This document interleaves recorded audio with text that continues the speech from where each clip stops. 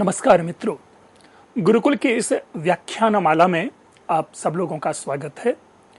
मैं doctor Pankaj Kumar Mishra, associate professor saint Stephen's college, एक बार फिर से आप लोगों के सामने मृच्छकटिकम लेकर के उपस्थित हूं। मित्रों, मृच्छकटिकम की यह अपनी एक लंबी श्रृंखला है जिसमें प्रायशः पूरे मृच्छकटिकम नामक जो प्रकरण है इनको कवर अप हम करने का प्रयास करेंगे। आप लोगों के बार बार निवेदन के आधार पर ही इस नाटक की परिचर्चा हमने शुरू की है। मित्रों, जैसा कि सभी जानते हैं कि मृच्छकटिकम एक साधारण नाटक नहीं है, असाधारण नाटक है। और जब हम एक शब्द का प्रयोग करते हैं अपवाद, तो भारतीय नाट्य परंपरा का यह अपवाद है, क्योंकि इस नाटक का, इस प्रकरण का कोई भी उपजीव्य नहीं है। यह एक काल्पनिक नाटक है जो उस समय की सामाजिक व्यवस्था के केंद्र बिंदु में लिखा गया है। तदनुसार हम लोगों ने जो अभी तक पढ़ा है वो हमने प्रथम अंक को कंप्लीट किया, द्वितीय अंक को भी पूरा किया। अब आज तृतीय अंक हम प्रारंभ करेंगे। हम रिकॉल कर लें स्टोरी को, घटनाक्रम को जोड़ने के लिए कि प्रथम अंक में हम लोगों ने क्या पढ़ा, क्या जाना। कि प्रथम अंक में हमने यह जाना कि जो नायक है, जो प्रोटैगनिस्ट है, वो चारुदत्त, जिनकी की दरिद्रता का एक बड़ा ही हृदय विदारक चित्रण हम प्राप्त करते हैं। दरिद्रता क्या होती है इसका विश्लेषण देखते हैं। एक व्यक्ति का अनुभव जो दरिद्र होता है उसकी मनोदशा क्या होती है उसको जानते हैं। तदनंतर इसी अंक में बड़ी ही चतुराई से जो प्रोटैगनिस्ट, जिसे हम प्रतिनायक कहते हैं, उस प्रतिनायक की उपस्थिति होती है शकार की, जिसके सहायक विट हैं। वो शकार नायिका का भी अवतरण प्रथम अंक में ही कर दिया जाता है। वसंत सेना का पीछा करता है और एक डिफरेंट टाइप ऑफ कैरेक्टर उससे निकल करके हमारे सामने स्पष्ट होता है। शकार से बचने के लिए चारुदत्त वसंत सेना के घर में प्रवेश करती है, जहां पर वो अपने आभूषण, जिस आभूषण से बार बार आवाज आ रही थी, ध्वनि सुनाई पड़ रही थी, वो उनके यहाँ न्यास रूप में रख देती है और वसंत सेना अपने घर वापस आ जाती है।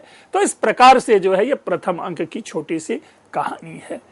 उसी प्रकार अगर साररूप हम लोग द्वितीय अंक को देखें तो द्वितीय अंक में वसंत सेना पहली बार एक्सेप्ट करती है, कमिट करती है अपनी फ्रेंड या अपनी दासी मदनिका के सामने कि वो चारुदत्त के साथ जो है उसका अनुराग है, चारुदत्त के प्रति उनका एक कह सकते हैं आसक्ति है। और चारुदत्त के विषय में दोनों के बीच में कन्वर्सेशन होता है।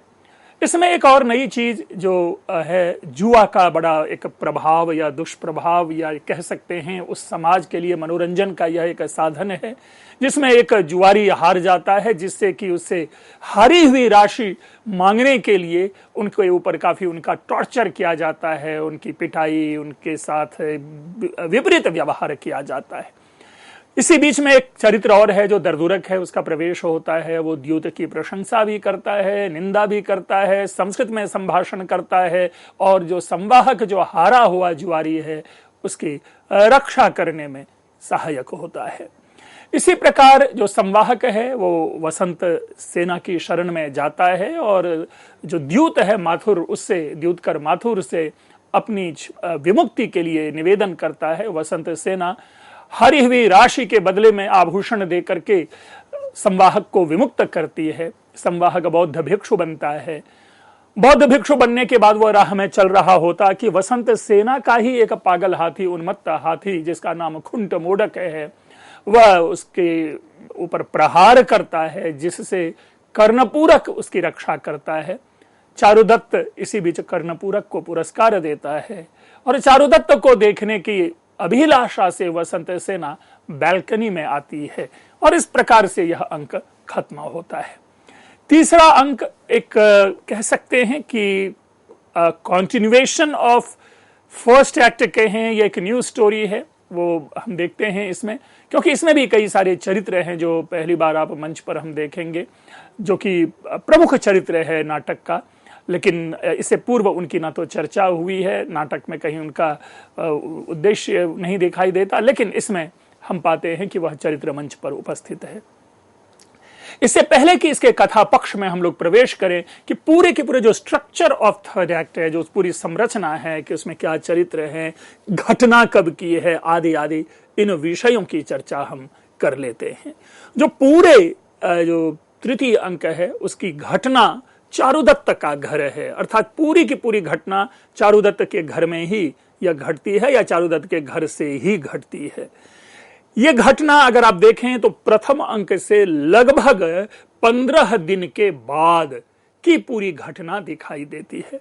अब यह सारा अनुमान का विषय है कि वो 15 दिन बाद है या 30 दिन बाद है या 1 वर्ष बाद है, लेकिन ऑल टुगेदर जब उसके जो इंस्टेंस हैं और जो उसमें संकेत है, उस संकेत को जब हम देखते हैं तो ऐसा प्रतीत तो होता है कि यह 15 दिन की घटना है, 15 दिन के बाद की घटना है। जो घटना फर्स्ट एक्ट में घट चुकी है वो इसलिए कि इसका समय जो इसमें बताया गया है वो शुक्ल पक्ष की अष्टमी लगभग है। अष्टमी उल्लेख प्राप्त नहीं होता, लेकिन हम ऐसा कह सकते हैं जोड़ने के बाद कि या तो वो सप्तमी हो सकती है या अष्टमी हो सकती है या नवमी हो सकती है, क्योंकि जो चंद्रमा की कला है उस चंद्रमा की कला के आधार पर ये कह सकते हैं।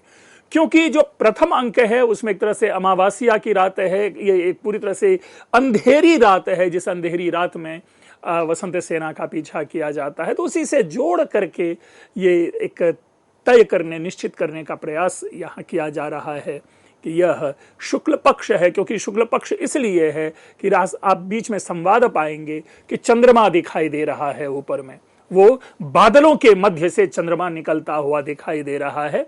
ये मैत्रेय का डायलॉग होगा विदूषक का, जिससे कि अभिव्यक्त होता है। तो इसीलिए यह तय किया कि शायद अष्टमी तिथि है, क्योंकि उसमें है अतिक्रामति अर्ध रजनी तथा अस्तम व्रजति उन्नत कोटिरिंदु, यानी आधी रात प्रतीत हो रही है और जो चंद्रमा है वह चंद्रमा डूबने को है। आधी रात है, चंद्रमा डूबने को है। अब रिलेशन देख लीजिए कि प्राय अष्टमी की रात हो या नवमी या सप्तमी की रात हो, जिसमें कि आधी रात के आसपास में चंद्रमा डूबता है, चंद्रास्त होता है। तो इसलिए एक जिसको मीन कहते हैं मैथमेटिकल टर्म में, उस अकॉर्डिंगली हम इसे कहते हैं कि 8th day of moon night. रात्रि के लगभग 1 बजे से प्रातः काल तक का इसमें समय दिखता है। क्यों? क्योंकि वर्धमानक को सुबह में, ये सुबह का काल इसलिए है क्योंकि सुबह में ही यह ज्ञात होता है कि घर में सेंध यानी घर में चोरी हुई है, और वर्धमानक जो कि सेवक है इसका चारुदत्त का, वह सेंध बंद करने के लिए आदिष्ट होता है चारुदत्त के द्वारा। तो इस आधार पर भी वो कहते, चूंकि आधी रात का समय है, 12 से 1 बजे के बीच का समय होगा, और प्रातः काल में यह निर्देश देता है कि द्वार बंद करो, तो इसलिए भी ये पूरा का पूरा जो है आधी रात का समय जो है वो प्रतीत होता है। इसके साथ अगर हम ये भी देखें कि इसमें जो चारुदत्त है, जो घटना की जो शुरुआत होती है तृतीय अंक की, कि चारुदत्त और मैत्रेय संगीत जो है कहीं से म्यूजिक सुनकर आता है, रास्ते में बातचीत करते हुए आता है, थका हुआ है, दोनों सो जाता है।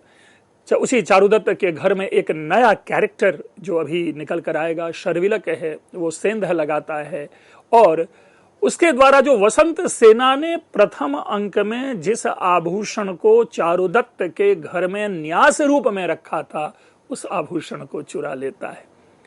फिर ये एक पूरी घटना है।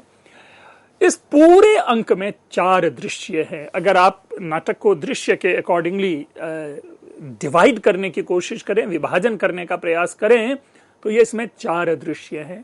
पहला दृश्य है जिसमें कि चेट, जो वर्धमानक अभी नाम लिया है, वह प्रतीक्षा कर रहा होगा चारुदत्त का कि चारुदत्त अभी तक नहीं आया है, और वो सो जाता है एक प्रकार से कि अब वेट करते हुए कि चारुदत्त जी जब आएंगे तब फिर हम गेट खोल देंगे।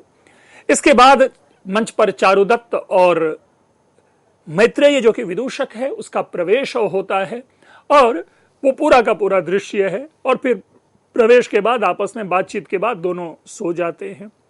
तीसरा दृश्य जो शर्विलक का प्रवेश है, वो सेंध मारता है घर में, तो वो पूरे की पूरा वह दृश्य है। शर्विलक सेंध मार करके आभूषण चुरा करके चला जाता है, और चौथा दृश्य जो बनता है वो इसमें यह कि धूता जो कि चारुदत्त की पत्नी है, अपना बहुमूल्य जो आभूषण है रत्नमाला, वह आभूषण विदूषक को देता है कि वसंत सेना के आभूषण के बदले में मेरी जो यह रत्नमाला है इसे वसंत सेना को पहुंचा दो। तो इस प्रकार ये चार दृश्य इसमें प्रतीत होता है, दिखाई देता है। कुल 30 पद्य हैं। जिस तरह से हमने देखा कि सेकेंड एक्ट में भी 4 दृश्य थे, लेकिन पद्यों की संख्या 20 थी, इसमें पद्यों की संख्या 30 है। इसके साथ अगर इसमें देखें कि कुल चरित्र कितने हैं पूरे अंक में, तो कुल 7 चरित्र हैं। हम लोगों ने द्वितीय अंक में देखा था कि कुल 8 चरित्र थे, जिसमें कि 3 स्त्री और 5 पुरुष पात्र। इसमें हम क्या देखते हैं कि 2 स्त्री पात्र है और 5 पुरुष पात्र हैं। तो इस प्रकार से 7 चरित्र हैं जो कि प्रत्यक्ष मंच पर दिखाई पड़ते हैं। अप्रत्यक्ष चरित्र मदनिका है, वसंत सेना है, जिनका केवल नामों में उल्लेख प्राप्त होता है, रेभिल है। तो इस तरह से 3 अन्य चरित्र की भी परिकल्पना करके हम कह सकते हैं कि पूरे तृतीय अंक में 10 चरित्रों का उल्लेख हमें प्राप्त होता है, जिसमें कि प्रत्यक्ष है 7 और 3 जो है वे अप्रत्यक्ष है। जो 7 प्रत्यक्ष चरित्र हैं उसमें हमने प्रवेशानुक्रम से, अर्थात कब कौन चरित्र मंच पर उपस्थित होता है उस क्रम से, चेट जो है, जो वर्धमानक है, चारुदत्त का सेवक है, चारुदत्त, उसके बाद मैत्रेय, फिर शर्विलक, फिर रदनिका। रदनिका यह चरित्र हम प्रथम अंक में भी देखते हैं, जो वसंत सेना की जो चारुदत्त की सेविका है, इसकी चर्चा हम पाते हैं, यह भी मंच पर है। और फिर वधु, ये जो वधु है बहुत ही महत्वपूर्ण, धूता इसका नाम है, जो कि चारुदत्त की पत्नी है। और उस वधु की एक दासी है चेटी, सेविका है चेटी। तो all together there are 7 characters in this third act. और उसको हम अब देखते हैं, उनके संवादों को, उनके बातों को सार रूप में, जैसे कि हमने शुरू में बात आपको सुनाई कि पूरे तृतीय अंक के कथानक के अगर क्रम को देखें, जो सीक्वेंस ऑफ स्टोरी लाइंस, अगर उनको देखने की कोशिश करें तो यहां पर हम पाते हैं कि सबसे पहले देखते क्या है कि जो चेट है वर्धमानक, वह वेट कर रहा होता है चारुदत्त और मैत्रेय का। उसके बाद देखते हैं कि चारुदत्त एवं मैत्रेय है वो संगीत सुन करके आता है, दोनों थका हुआ है, सो जाता है। चारुदत्त शर के घर में शर्विलक सेंध लगाता है, शर्विलक के द्वारा वसंत सेना के आभूषण को चुराया जाता है। इसी आभूषण से वह अपनी प्रेमिका मदनिका को छुड़ाने की योजना बनाता है। चूंकि मदनिका जो है वह वसंत सेना की दासी है, तो दासी के मूल्य के लिए जो उनको धन चाहिए वह इस आभूषण को बेच करके उस धन से मदनिका को वह छुड़ाएगा। उस आभूषण के बदले धूता के द्वारा रत्नमाला विदूषक को दिया जाना है, विदूषक को देती है धूता अपना बहुमूल्य। आज की ये रत्नमाला वही है जिसे आज की भाषा में हम मंगल सूत्र कहते हैं, जो कि स्त्रियों के लिए सबसे बहुमूल्य आभूषण माना जाता है, विवाहिता स्त्रियों के लिए। वसंत सेना के लिए विदूषक वह लेकर के जाता है। तो यह कथानक का क्रम है।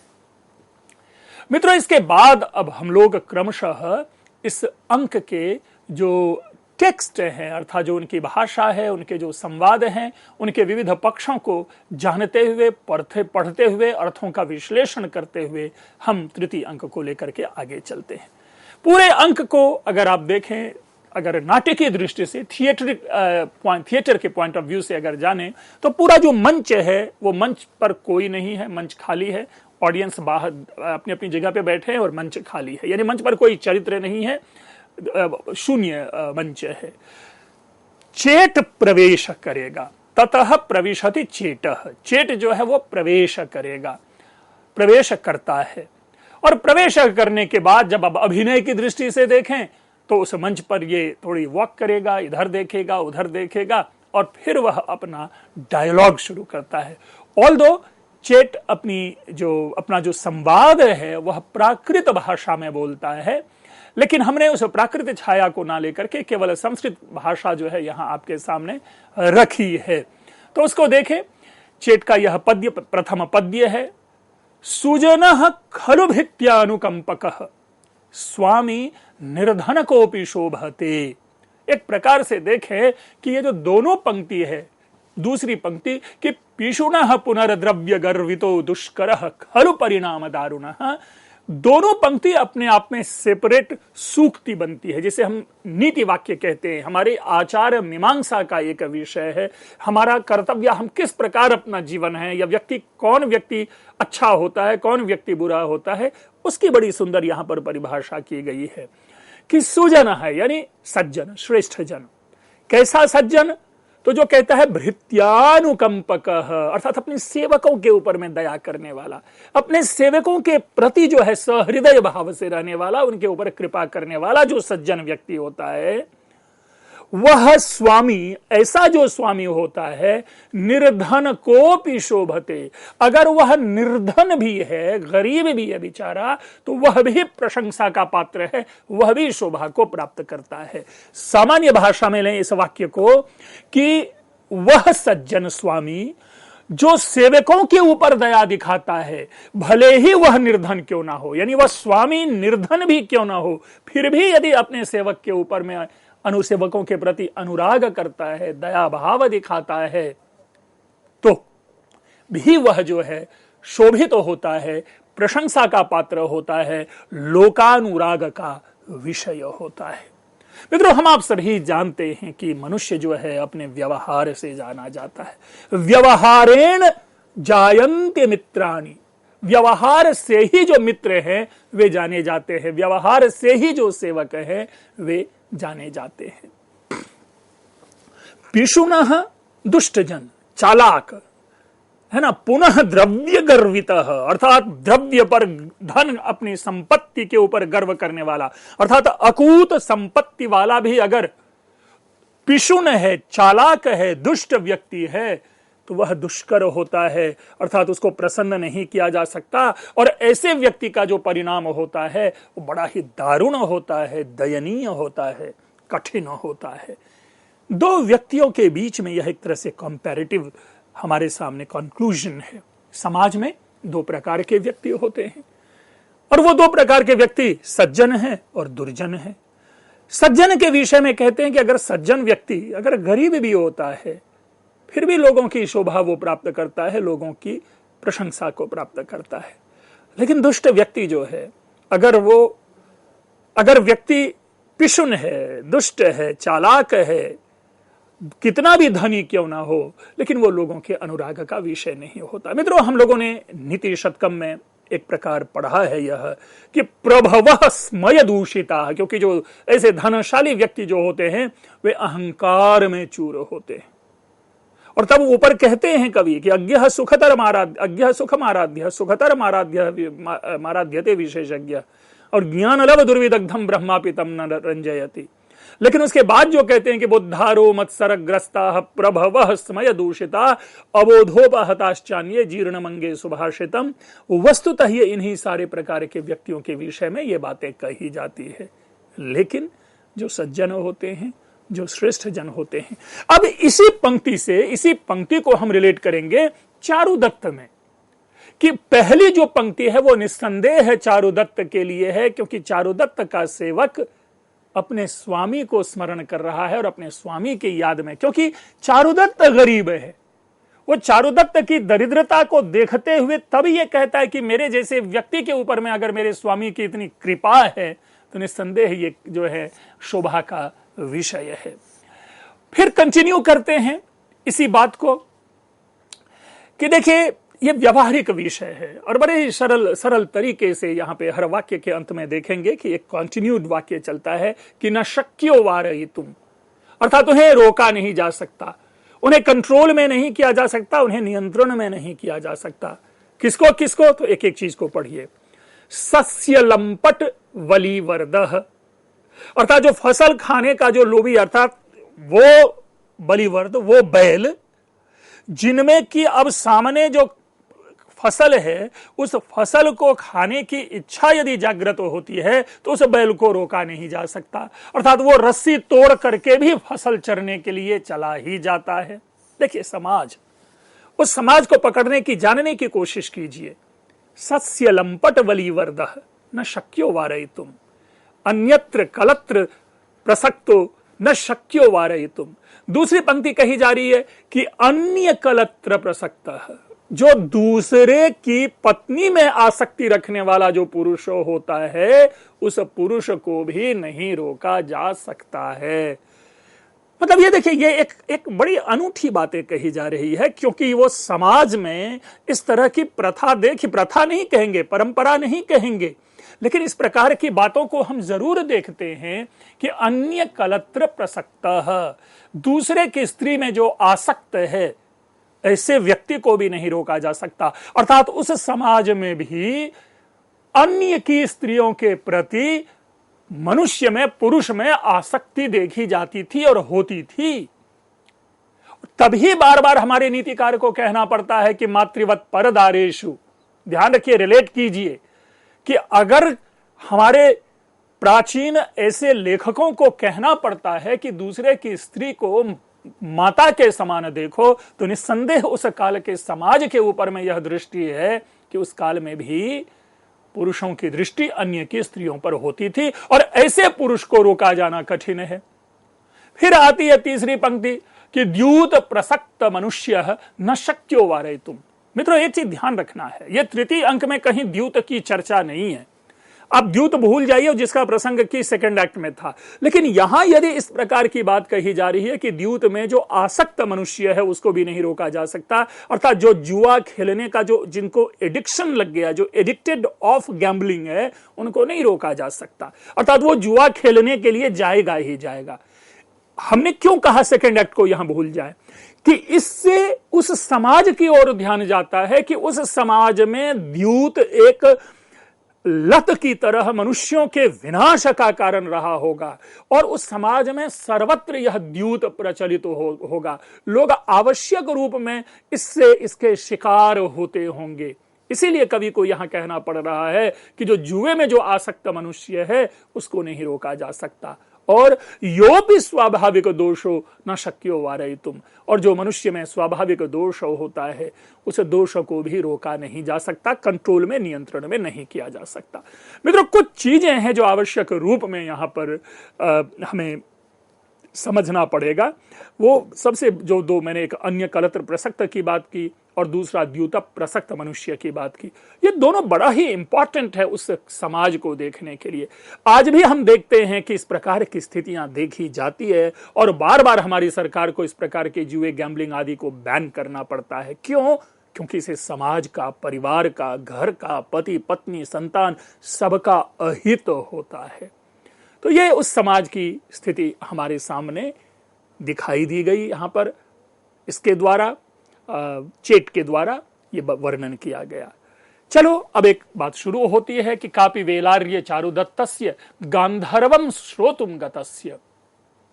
गांधर्वम श्रोतुम, गांधर्व को सुनने के लिए, यहां गांधर्व से तात्पर्य है संगीत। मित्रों, हम आप सभी जानते हैं 4 उपवेद हैं। उन 4 उपवेद में एक उपवेद है गांधर्व, जो कि सामवेद से निकला हुआ यह उपवेद है। इस गांधर्व का इसीलिए यहां पर अर्थ है संगीत। और यह भी हम जानते हैं कि समाज में संगीत भी एक बड़ी ही सुंदर कला के रूप में होगी। जो बुद्धिजीवी लोग हैं उनका सम्मान मिला होगा, और चारुदत्त की स्पेशली इसमें रुचि है, क्योंकि चारुदत्त जब प्रवेश करता है प्रथम अंक में, तो वहां पर भी वो संगीत सुनकर के ही प्रवेश करता है, यहां पर भी वो संगीत सुनकर के प्रवेश करता है। अर्थात जो अच्छे गायक हैं, समाज में जो प्रतिष्ठित गायक होते हैं, उनको सुनने के लिए समाज के जो श्रेष्ठ व्यक्ति हैं वे जाते ही हैं, और वो उनके मनोरंजन का विषय होता है। तो जो संगीत को सुनने के लिए गए हुए आर्य चारुदत्त को गए हुए कितना समय हो गया है? काफी वेला, बहुत अधिक समय हो गया है। अब क्या है, अतिक्रामति अर्धरजनी, जो अभी पीछे चर्चा की थी कि ये आधी रात होने को चली है और अभी तक आर्य चारुदत्त नहीं आए हैं। अद्यापि ना गच्छति तद्यावत बहिर्द्वारे शालायाम गत्वा स्वप्स्यामि, और अभी भी अगर वो नहीं आते हैं तो मैं जाकर के बाहर का जो प्रकोष्ठ है, बाहर का जो कमरा है, उस पर जाकर के सोता हूं। मित्रों, इसको हम लोग कंटिन्यू करेंगे, ये परिचर्चा अपनी जारी रहेगी। आप लोग इसे सुनते रहें। आप लोगों ने ध्यानपूर्वक सुना। आप लोगों का बहुत बहुत धन्यवाद।